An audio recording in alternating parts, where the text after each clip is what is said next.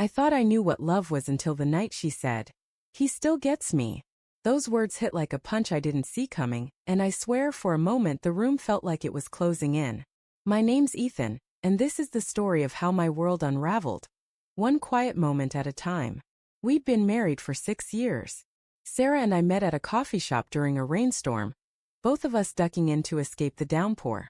She was laughing at her soaked shoes, and I offered her my jacket.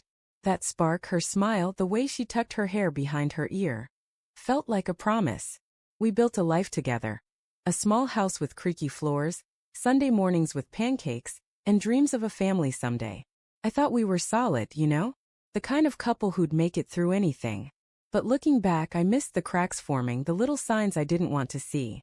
Started with her phone. She'd always been private, but lately she'd tilt the screen away when I walked by, her fingers quick to lock it. I told myself it was nothing, just work emails maybe. But then there were the late nights. She'd say she was catching up with friends, but her stories didn't add up. One night, she came home smelling faintly of cologne, not mine. I asked casual as I could, "Who were you with?"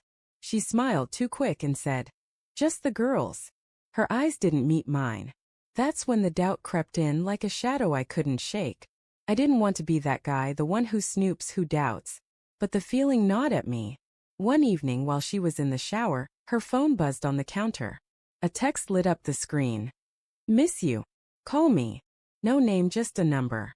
My stomach twisted. I didn't touch the phone, but I memorized those digits. Later, when she was asleep, I checked her call history. That number showed up too many times, late-night calls, quick texts. I didn't confront her, not yet.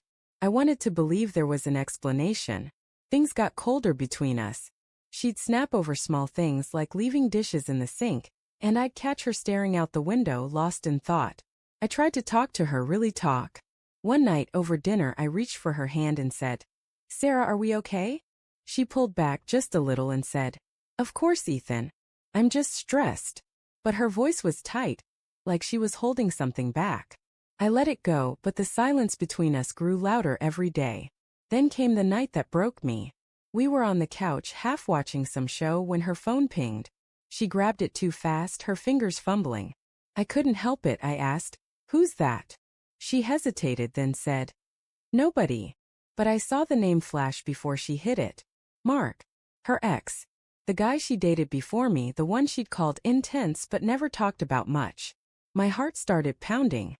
"Sarah," I said, keeping my voice steady, "are you talking to Mark again?" She froze, her eyes wide like a deer caught in headlights.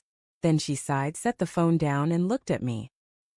"He gets me, Ethan," she said, her voice soft but cutting. "He always has. You try, but it's not the same." I felt the air leave my lungs. I wanted to yell, to demand answers, but all I could say was, "What does that mean?" She shook her head, tears in her eyes. "I don't know. I needed to talk to someone who understands." I stared at her, this woman I loved, and realized I didn't know her anymore. "Do you love him?" I asked, barely above a whisper. She didn't answer. That was enough. I didn't scream. I didn't fight. I just stood up, grabbed my keys, and walked out. The night air was cold, and I drove aimlessly, her words echoing in my head. "He gets me." I pulled into a motel parking lot and sat there, staring at the neon sign, wondering where I went wrong. I loved her with everything I had, but it wasn't enough. I kept my phone on, half expecting her to call, to say she was sorry. It stayed silent. Days turned into weeks. I stayed at the motel, picking up shifts at work to keep my mind busy. Friends reached out, but I didn't know how to explain the hole in my chest. Then one night my phone rang. It was her. I almost didn't answer, but something made me pick up. Her voice was small, shaky. "Ethan?" He didn't answer. I frowned, confused. "What?" She took a breath. "Mark."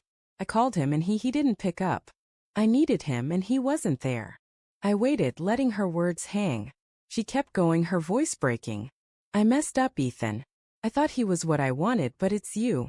It's always been you." I should have felt something, anger, relief, maybe hope. But I was empty. "Sarah," I said, calm as I could, "you chose him long before tonight." She started crying, begging me to come home, but I couldn't. Not after that. I told her I needed time, hung up and turned off my phone. For the first time, I felt the weight of my own worth. I wasn't second place. I wasn't the backup plan. I moved out, found a small apartment and started rebuilding. It wasn't revenge, not really, just me choosing myself. Sarah sent texts, left voicemails, but I didn't answer. I heard through a friend she tried to reconnect with Mark, but he'd moved on. Part of me felt a quiet satisfaction, not because she was hurting, but because I wasn't anymore. I was free. Looking back, I don't hate her. Love doesn't vanish overnight. It just changes. I wish her well, but I'm done carrying the weight of her choices. Sometimes I drive by our old house, the one with the creaky floors, and I remember the good days. But I keep driving. Life's too short to stay stuck. If you've listened all the way till now, thank you. It means a lot to share this with you. Your time, your heart. It keeps stories like mine alive.